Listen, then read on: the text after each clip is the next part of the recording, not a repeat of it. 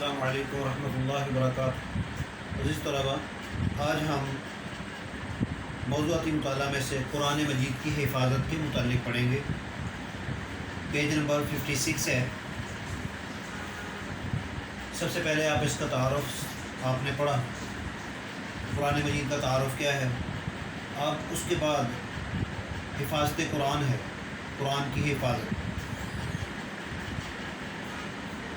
قرآن مجید اللہ تعالیٰ کی طرف سے نازل شدہ ہے اور اس کی حفاظت کا ذمہ بھی اللہ تعالیٰ نے خود لیا ہے۔ یہ ایسی کتاب ہے جس کا ذمہ اللہ نے خود لیا ہے۔ ارشاد باری تعالیٰ ہے، اللہ تعالیٰ قرآن مجید میں ارشاد فرماتے ہیں، اِنَّا نَحْنُ نَزَّلْنَا الذِّكْرَ وَإِنَّا لَهُ لَحَافِظُونَ۔ بلا شبہ یہ ذکر ہم نے نازل کیا ہے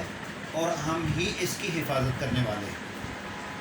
ہم دیکھتے ہیں کہ حق سبحانہ و تعالیٰ کا قرآن حکیم کی حفاظت کا یہ وعدہ اس طرح پورا ہوا کہ پوری دنیا میں موجود قرآن مجید کے نسخوں میں ایک لفظ یا زبر یا زیر کا فرق نہیں، لیکن دنیا کے کائنات کے اوپر جہاں بھی قرآن مجید ہے اس کی زیر زبر بلکہ ایک ڈاٹ کا بھی فرق نہیں ہوگا۔ پوری دنیا کے اوپر ایک قرآن مجید ہے، الحمدللہ۔ قرآن مجید رسول اللہ صلی اللہ علیہ وسلم پر ایک ہی وقت میں نازل نہیں ہوا بلکہ 23 سال میں تھوڑا تھوڑا کر کے نازل ہوا۔ جو ہی قرآن حکیم کی کچھ آیات نازل ہوتی تھی تو رسول اللہ صلی اللہ علیہ وسلم کاتبین وحی کو بلا کر ان آیات کو لکھوا دیتے اور یہ رہنمائی بھی فرماتے کہ انہیں کون سی صورت میں اور کن آیات کے ساتھ رکھا جائے گا۔ یہ قرآن مجید اگر نازل ہوا ہے تو یہ نہیں ہے کہ اپنی مرضی سے ہی اس کو جو ہے وہ اکٹھا کر لیا گیا ہے۔ اللہ کے پیغمبر یہ بتاتے تھے صحابہ کو، کاتبین وحی کا مطلب کیا ہے؟ وحی لکھنے والے۔ کہ اللہ کے پیغمبر علیہ الصلوۃ والسلام کے پاس وحی آتی تو صحابہ کرام جو لکھنے والے تھے ان کو اللہ کے پیغمبر لکھوا دیتے کہ اللہ کا یہ پیغام آیا، یہ قرآن کی آیات ہیں، اتنی آیات اس صورت میں رکھو، اتنی یہ آیات اس صورت میں رکھو، اس صورت کے بعد کوئی یہ آیات جو ہے وہ لکھو۔ تو اس طرح قرآن مجید کی آیات جو ہے اللہ کے پیغمبر علیہ الصلوۃ والسلام نے لکھوائی تھی۔ مسجد نبوی میں ایک مقام متعین تھا، ایک ایسی جگہ تھی کہ وہ عبارت رکھ دی جاتی، اس عبارت کو وہاں لکھ دیا جاتا، رکھ دیا جاتا، صحابہ کرام اس کی نقل کر کے لے جاتے اور ان آیات کو، ان الفاظ کو جو وحی کے لکھے جاتے تھے ان کو یاد کر لیتے، اس کو حفظ کر لیتے۔ مختلف اوقات خصوصاً 5 نمازوں میں اس کی تلاوت کرتے اور اس کو سمجھنے اور اس پر عمل پیرا ہونے کی مکمل کوشش کرتے۔ اس طرح جو قرآن کریم نازل ہوتا گیا لکھا جاتا رہا اور اس کو حفظ کرنے والے حفظ بھی کرتے رہے۔ اس عمل میں صرف مرد ہی نہیں بلکہ خواتین بھی شامل رہیں۔ جس طرح مردوں نے اس کو حفظ کیا اسی طرح خواتین جو تھی انہوں نے بھی اس قرآن مجید کی آیات کو، مکمل قرآن کو جو ہے وہ یاد کیا اور حفظ کیا۔ حتیٰ کہ نبی اکرم صلی اللہ علیہ وسلم کی حیات طیبہ میں اللہ نے قرآن کو مکمل کیا اور قرآن کریم اکثر امہات المومنین، اہل بیت، صحابہ کرام اور صحابیات کو حفظ ہو چکا تھا اور متعدد صحابہ کرام اس کی مکمل نقول جو ہے وہ انہوں نے اس کی تیار کر لی،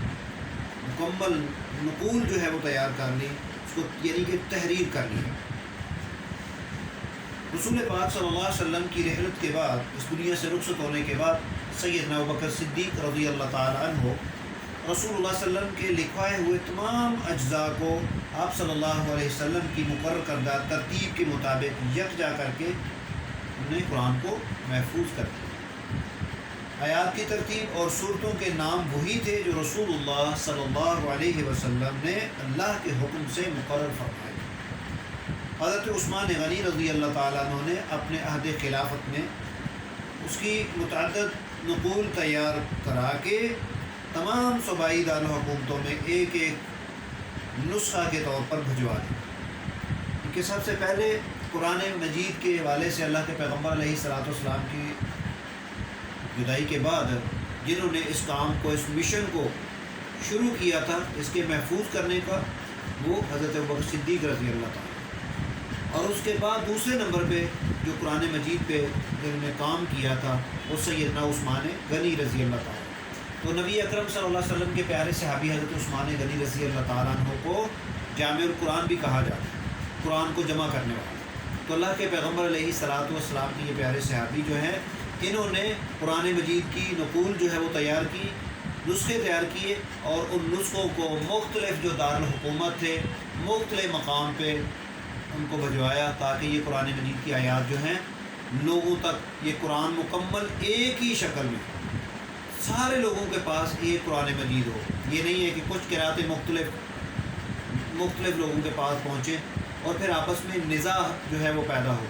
ایک نقل تیار کر کے، ایک نسخہ تیار کر کے، اور اس کے متعدد جو ہے وہ نسخے تیار کروائے، اور ان کو ساری دارالحکومتوں حکومتوں میں جو اللہ کے پیغمبر علیہ الصلوۃ والسلام حضرت عثمان غنی رضی اللہ عنہ اس کو بھیجا۔ تو یہ ایک بہت بڑی خدمت ہے جو سیدنا عثمان غنی رضی اللہ تعالیٰ نے کی ہے، اور سیدنا ابوبکر صدیق رضی اللہ تعالیٰ نے کی ہے۔ تو یہ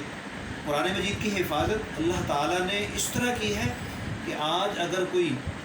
قاری قرآن جو ہے قرآن کی تلاوت کرتا ہے، نماز پڑھ رہا ہے، پڑھا رہا ہے، ایک لفظ کی غلطی کرتا ہے تو پیچھے جو ہے بتا دیا جاتا ہے، اس کو لقمہ دے دیا جاتا ہے کہ یہ لفظ اس طرح نہیں ہے، یہ اس طرح ہے۔ تو یہ حفاظت ہے قرآن مجید کی۔ تو اگر ایک لفظ بھی کوئی بدلنے کی کوشش کرتا ہے، پوری دنیا کے مسلمان جو ہیں وہ حرکت میں آتے ہیں، وہ بیدار ہو جاتے ہیں کہ اللہ کے قرآن کے اندر یہ آیات نہیں ہے۔ اسی حوالے سے ایک واقعہ ہے، ایک حکمران گزرے ہیں، انہوں نے دیکھیے کئی لوگ ایسے ہیں اس قرآن کی حفاظت کے حوالے سے دیکھ کر انہوں نے اسلام کو قبول کیا۔ ایک بادشاہ حکمران تھا، تو وہ اپنے دور کے اندر لوگوں کو بلاتا، مختلف مذاہب کے لوگوں کو بلا کر ایک علمی مجلس جو ہے وہ قائم کرتا، ہر سال کے بعد ایک علمی مجلس جو ہے وہ قائم کرتا تھا، اور مختلف مذاہب کے لوگ اپنے اپنے مذہب کے دلائل جو ہے وہ پیش کرتے ہیں۔ ایک آدمی کو دیکھا اس نے کہ یہ آدمی اپنے عیسائیت کے حوالے سے، اپنے مذہب کے حوالے سے بہت زیادہ دلائل دے رہا ہے، وہ کافر تھا، آپ مسلمان نہیں تھا، لیکن دلائل اس کے جو ہے وہ گفتگو کا طریقہ اور سلیقہ اور مسئلے کو استنباط کرنا وہ بڑا عجیب لگتا تھا۔ جب وہ محفل مجلس برخاست ہوئی تو اس آدمی کو حکمران نے، غالباً یہ مامون الرشید ہیں، انہوں نے ان کو بلایا اور بلا کر کہنے لگے میں آپ کو اسلام کی دعوت دیتا ہوں، آپ اسلام کو قبول کر لیں۔ اس نے کہا جناب یہ میرا مذہب، میرا عقیدہ، یہ میرا دین جو ہے اس کو تبدیل کرنا یہ کوئی معمولی بات نہیں، میں اپنے دین کو نہیں چھوڑ سکتا، یہ کوئی آسان نہیں ہے کہ میں اپنے دین کو چھوڑ کر دوسرے دین کو اپنا لوں۔ تو بس انہوں نے ان کو دعوت دی اور وہ چلا گیا۔ ایک سال گزرا اور وہی آدمی مجلس میں آیا ہے اور اسلام کی طرف سے دلائل پیش کر رہا ہے، اور وہ بادشاہ، وہ مامون الرشید جو تھے، انہوں نے دیکھا کہ یہ آدمی اسلام کی طرف سے دلائل پیش کر رہا ہے، یہ مسلمان ہو چکا ہے۔ فارغ ہوئے تو اس کو بلایا، یہ آپ مسلمان ہو گئے؟ کہتا ہے جی میں مسلمان ہو گیا ہوں۔ اور مسلمان کس چیز سے ہوئے، کیا وجہ بنی؟ اس نے یہ بات بتائی، ہوا یہ ہے کہ میں نے اس پہ بہت زیادہ سرچ کی تھی، میں نے چھانٹ پھٹک کی تھی، غور و فکر و تدبر تفکر کیا تھا اسلام کے متعلق اس قرآن کے حوالے سے۔ یہ قرآن یہ اتنی عظیم کتاب ہے اور پوری دنیا کے اوپر ایک ہی طرح ہے، اس میں کوئی کمی بیشی نہیں ہے، کسی ڈاٹ کا، کسی زبر زیر پیش کا کوئی اس میں جو ہے وہ ڈاؤٹ نہیں ہے، سب کے پاس ایک ہی نسخہ ہے، اور یقیناً یہ اللہ کی کتاب ہے۔ اور اس کہتے ہیں میں نے اس کو آزمایا کیسے کہ میں نے قرآن مجید کے نسخے بھی لکھے،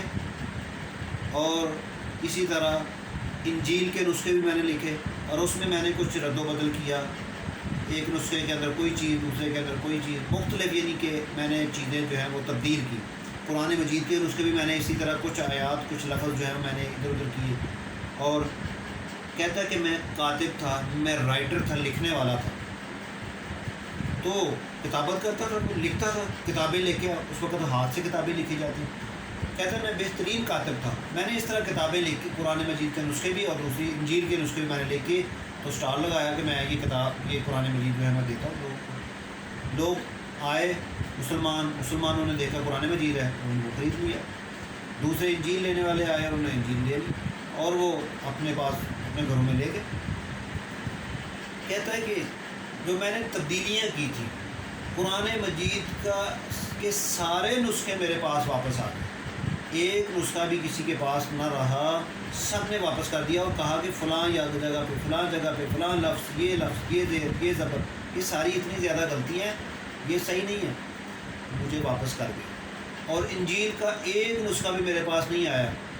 تو میں یہ سمجھ گیا کہ یہ قرآن اللہ کی طرف سے ہے، انا نحن نزلنا الذکر وانا لہ لحافظون۔ اللہ نے جو قرآن میں یہ بات کہی ہے، یہ قرآن ہم نے نازل کیا ہے اور اس کی حفاظت کرنے والے بھی ہم خود ہیں، لہذا واقعی اللہ تعالیٰ اس کی حفاظت کرنے والے ہیں، تو لہذا اسی چیز کو دیکھ کر میں نے اسلام کو قبول کیا، قرآن کی حقانیت، قرآن کی حفاظت کو میں نے دیکھا کہ اللہ اس کی حفاظت کر رہے ہیں اور یہ واقعی قیامت تک رہنے والی کتاب ہے، اس میں کوئی رد و بدل نہیں کر سکتا۔ تو عزیز طلباء، یہ قرآن بڑی عظیم کتاب ہے اور اسی لیے تو پیارے پیغمبر نے فرمایا خیرکم من تعلم القرآن وعلمہ۔ دنیا دار بڑے لوگ، کاروباری، دنیا کے مال و دولت میں جو ہے وہ مستغرق، اللہ کے پیغمبر نے فرمایا کہ وہ بہتر نہیں ہے، بہتر وہ ہے جو قرآن پڑھتے ہیں اور پڑھاتے ہیں، قرآن سیکھتے ہیں اور سکھاتے ہیں۔ لہذا یہ بڑا عظیم عمل ہے، ہمیں قرآن کی تلاوت کرنی چاہیے۔ اور ایک روایت میں یہاں تک آتا ہے جب کوئی قرآن کی تلاوت کرتا ہے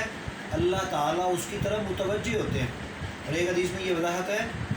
کہ اللہ تعالیٰ اپنے فرشتوں کو بھیجتے ہیں، فرشتے اللہ تعالیٰ کے اس شخص کے اوپر اپنے پروں کا سایہ کر دیتے ہیں، اپنے پروں کو جھکا دیتے ہیں ان لوگوں کے اوپر جو قرآن کی تلاوت کر رہے ہوتے ہیں۔ تو لہٰذا قرآن کی تلاوت کا اپنا معمول بنائیں، قرآن مجید کی تلاوت روزانہ کریں، جس طرح ہم اپنی غذا کے لیے حوالے سے اس کے بغیر زندہ نہیں رہ سکتے، معمول یہ ہونا چاہیے کہ ہماری روح جو ہے اس کے بغیر تڑپے کہ آج ہم نے قرآن نہیں پڑھا، ہم نے قرآن پڑھنا ہے، قرآن کو پڑھ کے اس کو سمجھ کے اس کے اوپر عمل کرنا ہے، اور یہ نجات کا رستہ بتانا ہے، یہ کامیابی کا رستہ بتانا ہے۔ اللہ سے دعا ہے اللہ تعالیٰ مجھے اور آپ سب کو قرآن پڑھنے، پڑھانے، پھر اس کے اوپر عمل کرنے کی توفیق عطا فرمائے۔ السلام علیکم ورحمۃ اللہ وبرکاتہ۔